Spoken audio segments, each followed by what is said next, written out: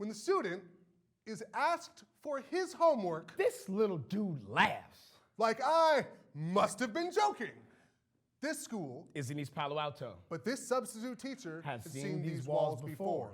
In Oakland. In Detroit. Anywhere else forgotten about by real estate booms. The student laughs. Because he sees desperation. Leaking out of these walls. Built in the 70s. Lit by dim blinking fluorescence. The student laughs because his eyes are open.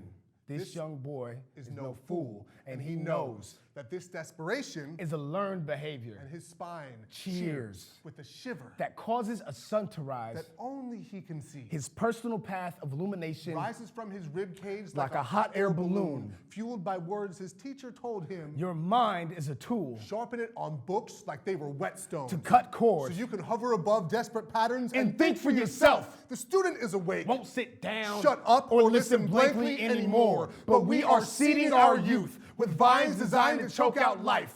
Cafeterias and prisons and schools train gut as mind to shut up and swallow the blandness provided by Cisco systems. Blueprints for school buildings fall from the same architects who that churn out prisons. Both structures clenched around the necks of their inhabitants, strangling enthusiasm that would grow outside the bricks, stacked, lining student prisoners in cell or desk, accustomed to jumping at the sound of a bell. Off to the next detention center. It is time for a wake-up call, but we are seeding our youth with vines designed to choke out life and are surprised that babies drop out of teenagers as teenagers drop out of high school. We're surprised as students with numb noses and punctured veins to punctuate the I don't give a fuck attitude that drains into classrooms from Donald Trump's budget cuts, trimming a little future out of our lives. Education being cut down to the cold efficiency of a mechanized factory has been an American theme since the days of Francis Bellamy, winding up a sales pitch in the form of a flag salute, a wholesale conditioning of government school kids.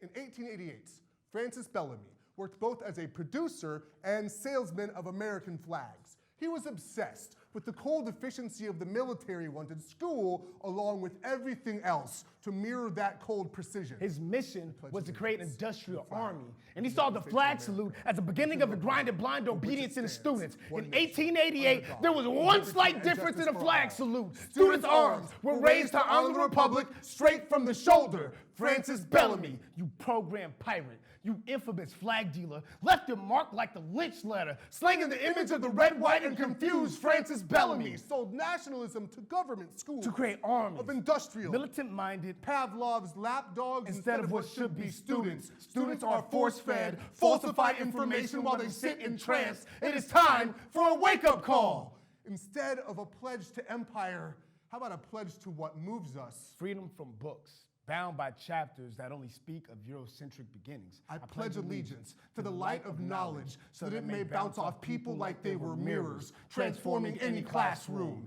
into this one.